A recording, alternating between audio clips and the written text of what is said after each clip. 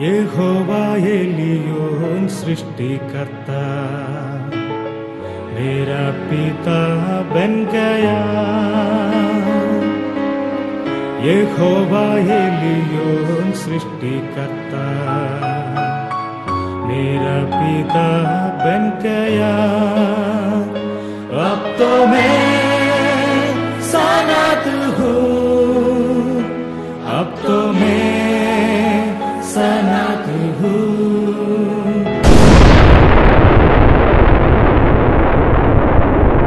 हबक्कुक का किताब से कुछ भागों में पढ़ेगा। हबक्कुक का किताब 3 अध्याय 17 से हम पढ़ेगा। हबक्कुक का किताब 3 अध्याय का 17 से हम पढ़ेगा।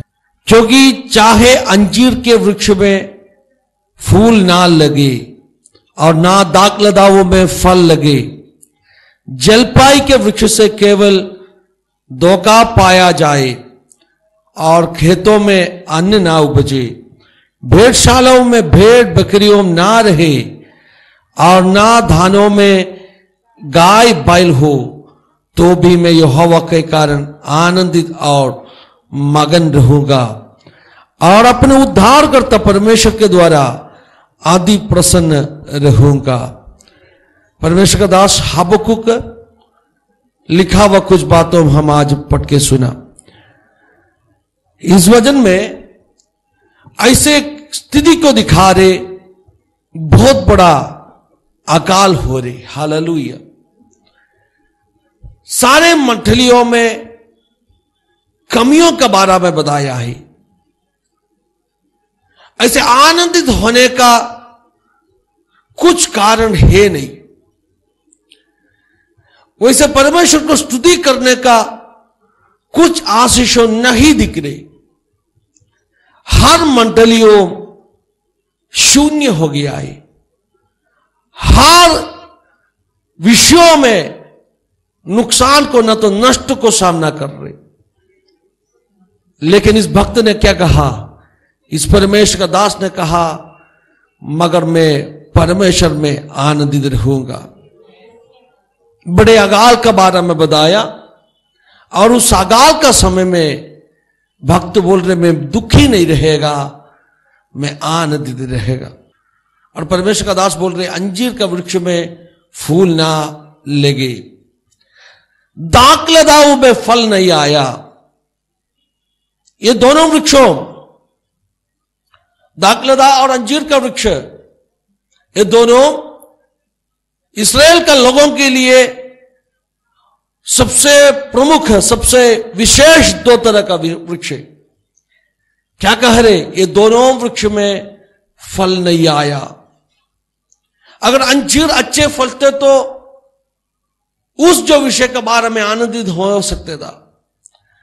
अगर दाखलता में फल आते तो उस विषय में थोड़ा आनंदित होना था। लेकिन अभी क्या हो गया? अंजीर भी फल नहीं दिया, दाखलता भी फल नहीं दिया, केवल धोखा ही मिला। किसान, खेती में काम करने वाला बहुत आशा रखे खेती करते। अगर कुछ साल ऋतु मौसम अच्छा ना हुआ तो किसान को खेती से धोखा मिलेगा। इधर क्या लिखा है? खेती से किसान को धोखा ही मिला। अन्न कुछ उपजे नहीं, खेतों में से अन्न नहीं मिला। जो फल देने वाला वृक्षों से किसी तरह का फल आया नहीं। और भेड़शाला का, गौशाला का अवस्था क्या है? देखो, भेड़शालों में भेड़ बकरियों नहीं रहे और गौशाला में गाय बैलों भी नहीं रहे। दोनों खाली हो गया। खेती खाली हो गया, जैसे भेड़शाला गौशाला सब खाली हो गया। उस जमाने में एक व्यक्ति का संपत्ति है दोनों, अभी का जैसे नहीं है। खेती और भेड़ बकरियों सब एक व्यक्ति का संपत्ति है। ये सब उसका आर्थिक विषयों को दिखाते। हबक्कुक करके भक्त परमेश्वर का दास भविष्यद्वक्ता, उन्होंने क्या कहा, रे मेरा खेती पूरा खाली है, मेरा गौशाला पूरा खाली है, खेती से अन्न कुछ मुझे मिला नहीं, फल देने वाला वृक्षों मुझे धोखा दिया और मेरा गौशाला एकदम शून्य होकर पड़ा है। आनंदित होने के लिए कुछ कारण है नहीं, परमेश्वर को स्तुति करने के लिए कुछ कारण है नहीं, लेकिन मैं चुपचाप रहेगा नहीं। मैं आपको एक बात पूछना चाहता हूं, हम ज्यादा स्तुति कभी करते, हम ज्यादा आराधना कभी करते, जब कुछ विषयों में छुटकारा मिलेगा दिल आनंद से उमड़ कर हम आराधना करेगा। कुछ चंगाई मिला, कुछ प्रार्थना का जवाब मिला, कुछ द्वारों प्रभु ने हमें खोल के दिया, उस समय हम क्या करेगा, हम आराधना करेगा, हम स्तुति करेगा, आनंदित होकर हम स्तुति करेगा, हम धन्यवाद देगा परमेश्वर को। लेकिन इस भक्त ने क्या बोल रही, ऐसे नहीं है। जब सब कुछ मेरा जिंदगी में अच्छा रहेगा तभी, जब मेरा एक भी प्रार्थना का उत्तर नहीं मिला तो भी, मेरा आर्थिक विषयों में पूरा जब मैं खालीपन अनुभव करेगा तभी भी, मेरा जेब जब खाली रहेगा तभी भी, हालेलुया। खेती से कुछ आया नहीं, गौशाला खाली पड़ा है, तभी भी मैं क्या करेगा, मैं परमेश्वर में आनंदित रहेगा, हालेलुया। मैं यहोवा का कारण आनंदित और मगन रहूंगा और अपने उद्धारकर्ता परमेश्वर के द्वारा अति प्रसन्न रहूंगा। एक अच्छा परमेश्वर का बच्चा का स्वभाव ऐसा होना जरूरी है। सिर्फ अच्छे समयों में नहीं, जब जिंदगी का सब कुछ नष्ट हो जाएगा, कुछ ऐसे आनंदित होने के लिए कारण नहीं है, वैसे समय में भी हमें आराधना करना है, हमें प्रभु में आनंदित रहना है, हमें परमेश्वर का उपस्थिति में प्रसन्न रहना है। अब से कितना लोग मुसीबत का समय में भी परमेश्वर को आराधना कर पाऊंगा, कुछ मिला नहीं, चंगाई है नहीं, छुटकारा है नहीं, आर्थिक विषयों में कुछ द्वार खोल कर मिला नहीं, तभी भी भक्त क्या बोल रहे, मैं आनंदित रहूंगा।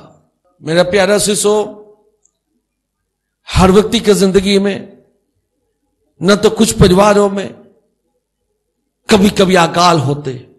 अकाल का मतलब आर्थिक विषयों में कमी, सारे आर्थिक रास्तों क्या हो गया, बंद हो गया, आर्थिक विषयों में कमी, अकाल। कभी कभी व्यक्तिगत रूप में, ना तो परिवारों में होते, कभी कभी कुछ देश, पूरा देश ऐसे कुछ तरह का अकाल को सामना करते। आत्मिक रूप में अकाल, ना तो आर्थिक रूप में अकाल। काफी बार अपना जिंदगी में भी हुआ है और आगे भी होने का चांस है। आत्मिक रूप का अकाल का मतलब क्या है, प्रभु का वचन सुनने का बहुत इच्छा है लेकिन वचन नहीं मिल रहे, प्रभु का पवित्र आत्मा का उपस्थिति अनुभव करने के लिए बहुत इच्छा रखा है, लेकिन कभी उस जो उपस्थिति का अनुभव नहीं कर रहे।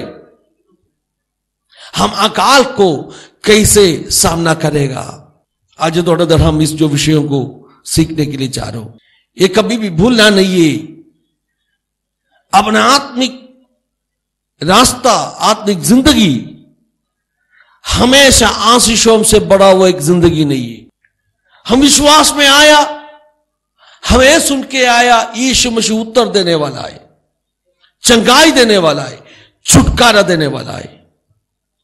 लेकिन कभी कभी हम ये भूल जाते, सिर्फ चंगाई, छुटकारा, उद्धार ऐसे आशीषों नहीं है, हमें इस मसीह रास्ता में परीक्षाओं को भी सामना करना पड़ेगा। कभी कभी अकाल का दिनों भी अपना जिंदगी में होने वाला है। इसलिए प्रकाशित वाक्यों 2 अध्याय में ऐसे लिखा है, 10 दिनों तुम्हें परीक्षाओं को सामना करना पड़ेगा। कलीसिया से प्रभु का आत्मा प्रकाशित वाक्यों 2 अध्याय में क्या बताया? तुम्हें 10 दिन परीक्षा से गुजरना पड़ेगा। इसका मतलब क्या है? आत्मिक जिंदगी में हमें परीक्षाओं को भी सामना करना पड़ेगा। इसलिए यीशु ने कहा, जो मुझे पीछा करना चाहते, वो कैसे मुझे पीछा करना है? अपना क्रूस उठाकर मुझे पीछा करना है। क्रूस उठाकर पीछा करना है। इसका मतलब यह रास्ता आसान रास्ता नहीं है। वचन स्पष्ट रीति में हमें सिखाते, नाश के ओर जाने वाला रास्ता चौरस रास्ता है, उसमें से चलने वाला लोग भी बहुत सा है, लेकिन जो अनंत काल का ओर जाने वाला रास्ता बहुत नारो, ना तो छोटा रास्ता है और बहुत कठिन रास्ता है, उसमें से चलने वाला लोग भी कम है। मैं आप सभी लोगों को बोल के देना चाहता हूं, आत्मिक जिंदगी में काफी तरह का परीक्षाओं को हमें सामना करना पड़ेगा। अकाल, आत्मिक अकाल, जब अकाल अपना जिंदगी में आएगा, हम कैसे उस अकाल का समय में उसको सामना करेगा। इस भक्त ने बोल रहे, जब सब कुछ खाली रहेगा, जब आनंदित होने के लिए कुछ है नहीं, तभी भी मैं परमेश्वर में आनंदित रहूंगा, उनमें मगन रहूंगा, उनका उपस्थिति में मैं प्रसन्न रहूंगा। भक्त ने इसे बोल रहे।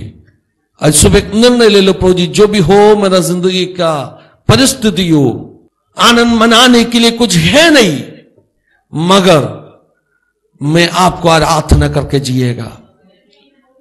जब सब कुछ अच्छा चलेगा तभी नहीं, जब सब कुछ मेरा विरुद्ध में काम करेगा तभी भी मैं आपको स्तुति करेगा, आपको आराधना करेगा। वैसे समर्पित लोगों को आज परमेश्वर का आत्मा ढूंढ रहे। हालेलुया। सिर्फ अच्छे कुछ होएगा तभी आराधना करने वालों को नहीं, जब सब कुछ विरुद्ध में चल रहे तभी भी परमेश्वर पर निर्भर होके, उन पर भरोसा रखे, उनका हाथ पकड़ के जीने वाला लोगों का खोज में है परमेश्वर। विश्वास योग्य लोगों का खोज में है। ही सर्चिंग फॉर फेथफुल पीपल। कौन विश्वास योग्य बन के उनका हाथ पकड़ के जी रहे मुसीबत का समय में भी, वैसे लोगों का खोज में परमेश्वर। जब परमेश्वर ढूंढेगा वैसे लोगों को आपके ऊपर प्रभु का नजर करना चाहिए। इतिहास का किताब में इसे लिखा है, परमेश्वर का नजरों ऐसे ढूंढ रहे जो उन पर स्थिर होके भरोसा रखे जिया हुआ लोगों के लिए ढूंढ रहे। दूसरा इतिहास 16:9 जरा पढ़िए। देख यहोवा की दृष्टि सारे पृथ्वी पर इसलिए फुर्ती रहती है, जिनका मन उसकी ओर निष्कपट रहता है। क्या लिखा है इधर? इधर लिखा है परमेश्वर का दृष्टि पृथ्वी पर फुर्ती रहती है। लोग ढूंढ रहे वैसे लोगों को। कैसे लोगों को? कौन विश्वास योग्य होके जी रहे, कौन निष्कपट होके। हालेलुया। जिनका मन उसकी ओर निष्कपट रहती है। कुछ दूसरे ट्रांसलेशन में लिखा, जिनकी मन यहोवा में स्थिर रहते, जिन्होंने परमेश्वर के ऊपर भरोसा रखा है, वैसे लोगों के लिए। कभी कभी भरोसा टूटने वाला लोगों के लिए नहीं, मगर लगातार परमेश्वर पर निर्भर होकर, विश्वास योगी होके, मन में दृढ़ होकर, स्थिर होकर जीने वाला लोगों के लिए प्रभु का नजरों धरती के ऊपर फुर्ती रहती है। उधर स्पष्ट रीति में लिखा है, उनकी सहायता में वह अपनी सामर्थ दिखाने के लिए। इसका मतलब क्या है? अगर कोई भी विश्वास योग्य है, कोई भी विश्वास योग्य होकर जीते, उनके लिए प्रभु क्या करेगा? उनका सामर्थ प्रकट करेगा। आज भी प्रभु का दृष्टि धरती के ऊपर, पृथ्वी के ऊपर फुर्ती रहती है। वैसे लोगों का खोज में जो मन में निष्कपट होकर, विश्वास योग्य होकर, स्थिर होकर परमेश्वर पर भरोसा रखाए। कभी कभी भरोसा टूटने वाला, कभी कभी विश्वास टूटने वाला लोगों के लिए नहीं है। अकाल का समय में भी प्रभु का हाथ पकड़ के बोलने वाला, क्या बोलने वाला? चाहे अंजीर का पेड़ में फूल ना आने दो, दाक लता में फल ना होने दो, गौशालाओं खाली होने दो, भेड़शालाओं में भेड़ बकरियों ना होने दो, फिर भी मैं परमेश्वर में आनंदित रहूंगा।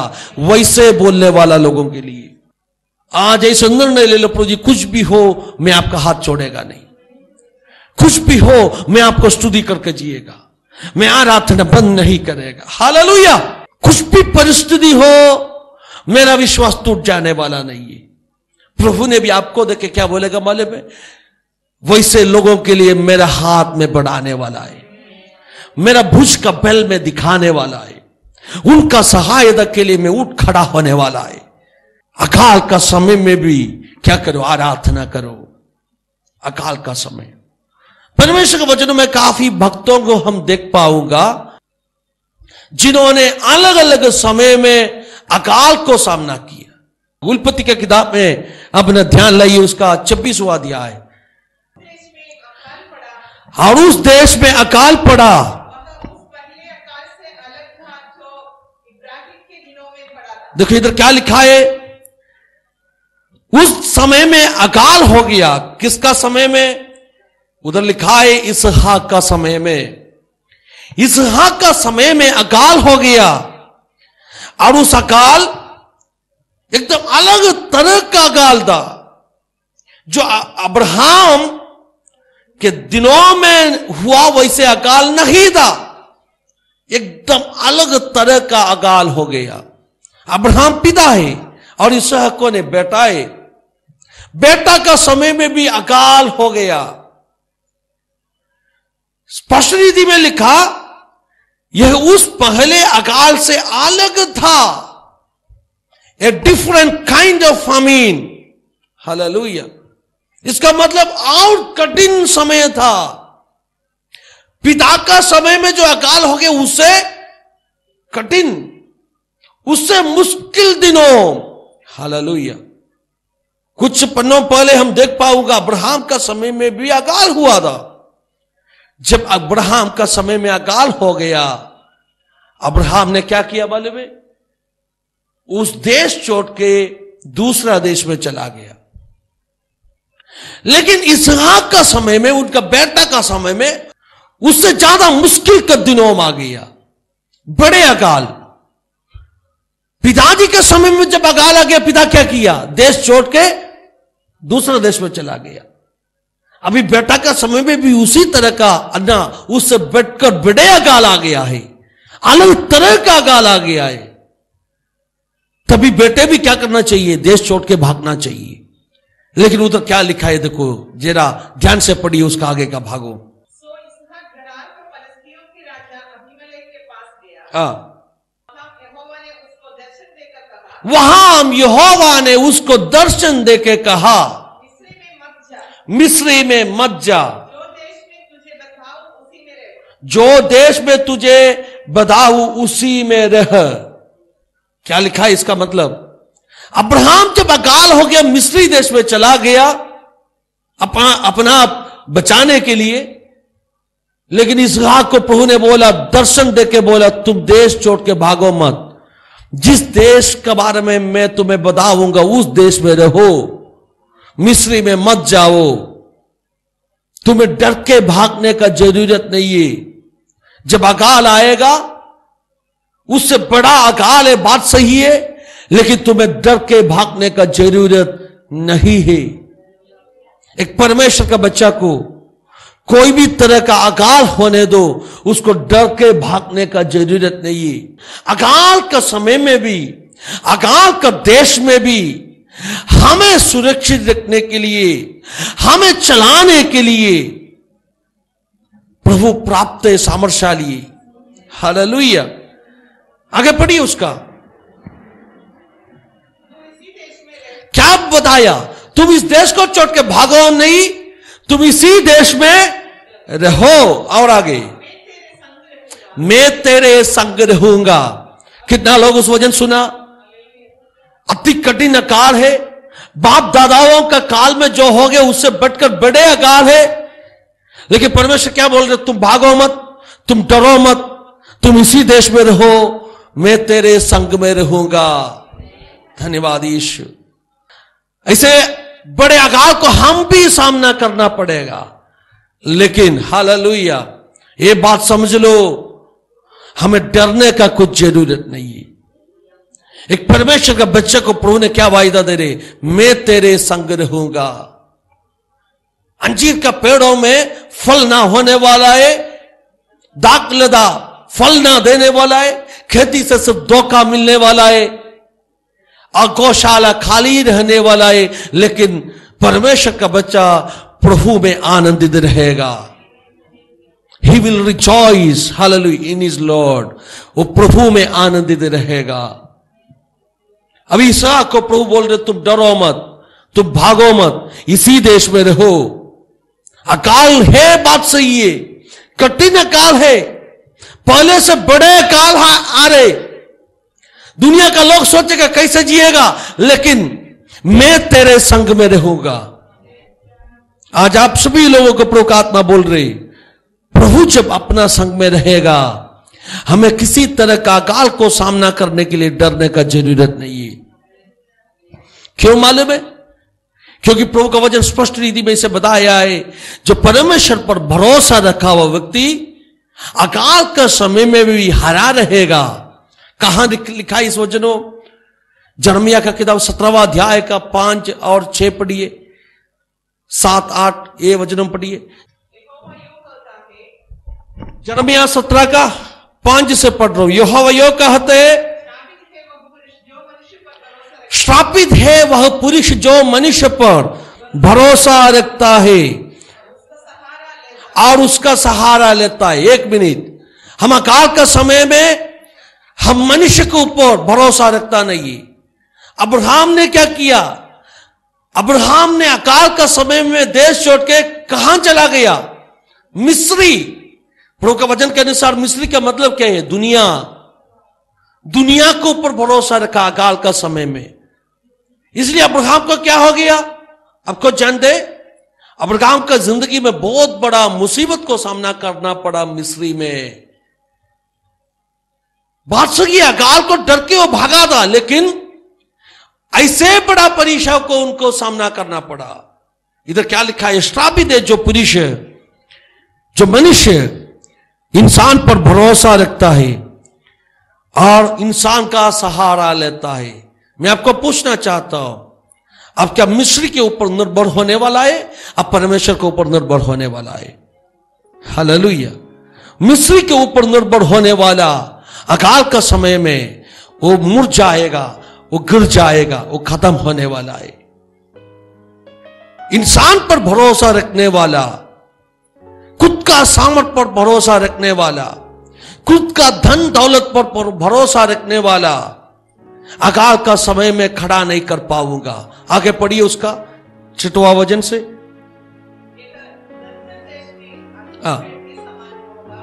वह निर्जल देश के अत्मरे पेट के समान होगा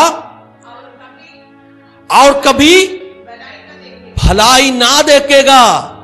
निर्जल देश के अत्मरे पेट के समान, कभी भल नहीं देखने वाला है। कौन?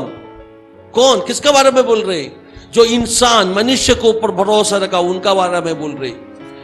इंसान के ऊपर भरोसा रखे, उसका सहारा लेते, उनका बारे में बोल रहे। और आगे,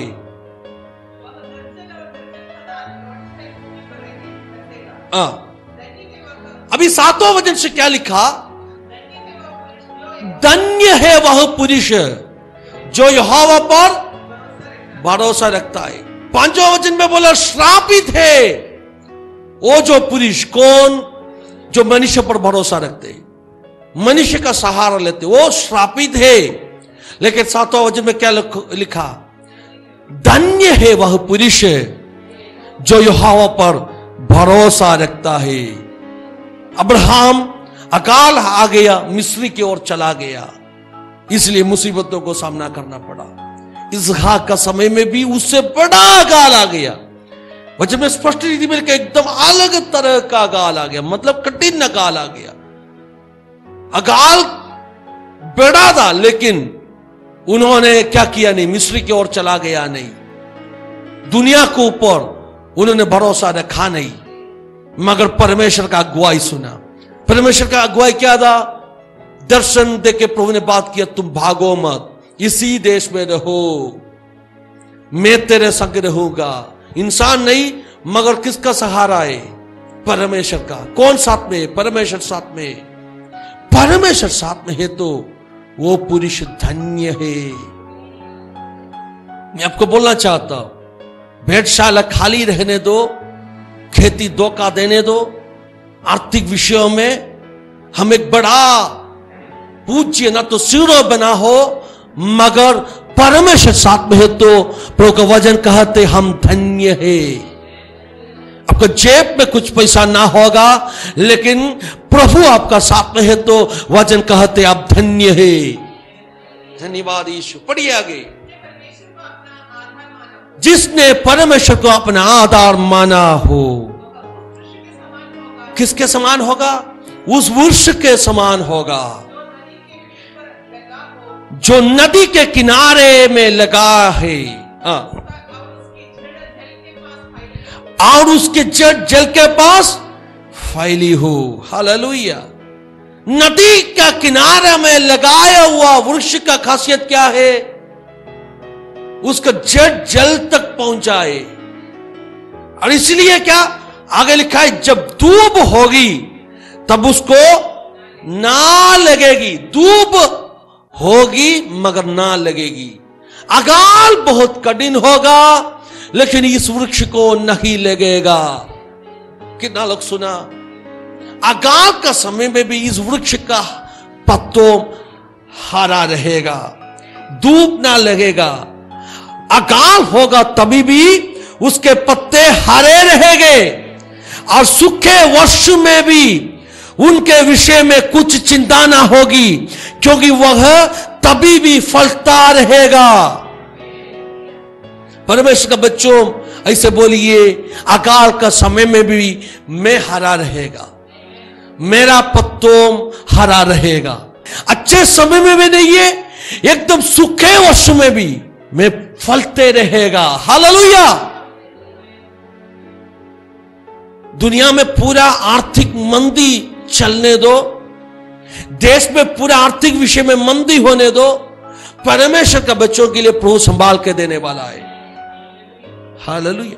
तो इस वचन को हम ऐसे बता पाओगा, सुखी वर्ष का जगह में आप ऐसे बताओ, जब मंदी चल रहे वैसे वर्ष में भी सारे आर्थिक मंडली में क्या चल रहे? मंदी चल रहे। अंग्रेजी में रिसेशन बोलते। ऐसे हम बोल पाऊंगा, in a year of recession I will be fruitful. Hallelujah. Recession का समय में भी, मंदी चलने वाला समय में भी मैं हरा रहेगा, मैं फलते रहेगा। क्यों? क्योंकि मैं इंसान पर भरोसा रखा नहीं है, मैं परमेश्वर पर भरोसा रखा है।